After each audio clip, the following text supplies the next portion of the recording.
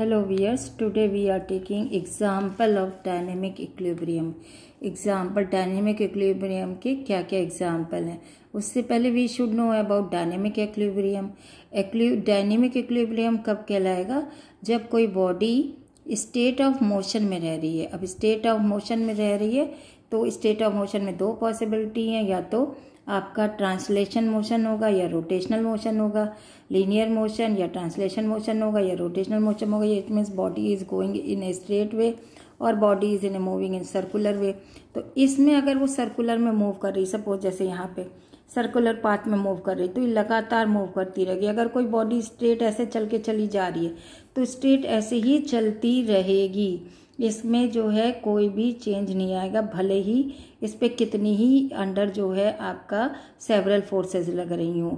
तो इस तरीके के एग्जांपल्स को देखने के लिए अब हम देखेंगे. तो पिछली बार के हमने उसमें लेक्चर में डिस्कस किया था कि अगर कोई रेन ड्रॉप जो अर्थ के बिल्कुल नियर अबाउट जब पहुंचने को होती है तो उसकी वेलोसिटी जो होती है वो कांस्टेंट हो जाती है. लगातार वैसे बढ़ रही थी, जब ऊपर से आ रही थी तो लगातार बढ़ रही थी, लेकिन जैसे ही अर्थ की सरफेस के पास आती है तो उसकी कांस्टेंट स्पीड या कांस्टेंट वेलोसिटी हो जाती है, क्योंकि पर्टिकुलर डायरेक्शन में है.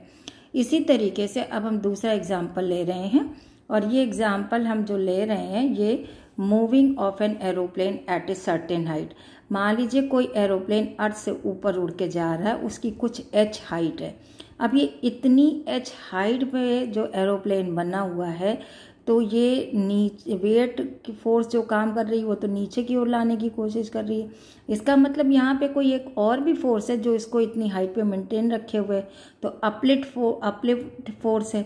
तो सेवरल फोर्सेज में हमारी कौन कौन सी फोर्स हो गई? एक तो वेट हो गया, एक अपलिफ्ट फोर्स हो गई. दोनों अपोजिट डायरेक्शन में है, और इन दोनों फोर्स के बावजूद इस सर्टेन हाइट पे एरोप्लेन जो होता है वो अपने को बैलेंस बनाए रहता है. मतलब वो जैसे चलता चला जा रहा है, चलता ही चला जाता है, तो स्टेट ऑफ मोशन में है, और यहाँ पे सेवरल फोर्सेस भी हैं. तो it is the example of dynamic equilibrium. One more example we are taking uniform circular motion.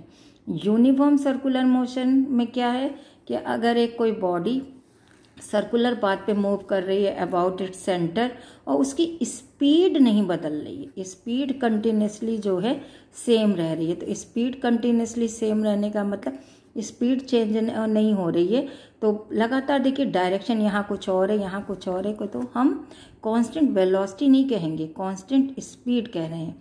तो इस समय जो ये मूव कर रही है, तो इसको सर्कुलर पाथ में मूव करने के लिए हमको क्या चाहिए? सेंट्रीपिटल फोर्स चाहिए. अब ये अपने आप मूव कर रही है सेंट्रीपिटल फोर्स में, जबकि ये यहाँ पे एक जो है थ्रेड के थ्रू टाई अप की हुई है उस बॉडी को, और जो है इस तरीके से पकड़ के घुमा रहे हैं कि जो ये इसमें बराबर खिंचाव बना रह रहा है, टेंशन बना रह रहा है. तो टेंशन और सेंट्रीपिटल फोर्स, ये दो फोर्सेस, सेवरल फोर्सेस इस बॉडी पे एक्ट कर रही हैं, and body is moving in rotational motion और it is the part of circular motion. तो it is a also example of dynamic equilibrium, क्योंकि टेंशन ही जो है वो इसको प्रोवाइड कर रहा है सेंट्रीपिटल फोर्स. आप इस तरीके से समझ सकते हो, अगर हाथ में आप एक कोई पतली सी स्ट्रिंग लेके उसमें कोई छोटा सा रबड़ का टुकड़ा बांध के घुमाइए, तो आप ये देखोगे जब तक हाथ को अपने अंदर की ओर खींचते रहोगे, टाइट रखोगे, टेंशन मेंटेन रखोगे, तब तक तो वो ऐसे गोले में घूमती रहेगी सर्कुलर पाथ में. लेकिन जैसे ही आपका हाथ ढीला हो जाएगा तो टेंशन रिलीज हो जाने की, टेंशन जो है चेंज हो जाएगी. तो टेंशन रिलीज हो जाने के कारण, यहाँ पे तनाव नहीं रहने के कारण, ये जो इसमें ढीलापन होने के कारण ये बॉडी तुरंत सर्कुलर मोशन को छोड़ देगी. तो सर्कुलर मोशन के लिए कंडीशन ये है कि यहाँ पे कि टेंशन जो है वो आपका सेंट्रीपिटल फोर्स प्रोवाइड हो रहा है. तो ये सेंट्रीपिटल फोर्स, टेंशन और बॉडी का इस तरीके से रोटेशनल मोशन में चलना, यहाँ पे मे बी ट्रांसलेटरी और रोटेशनली. तो both these examples are based on dynamic equilibrium.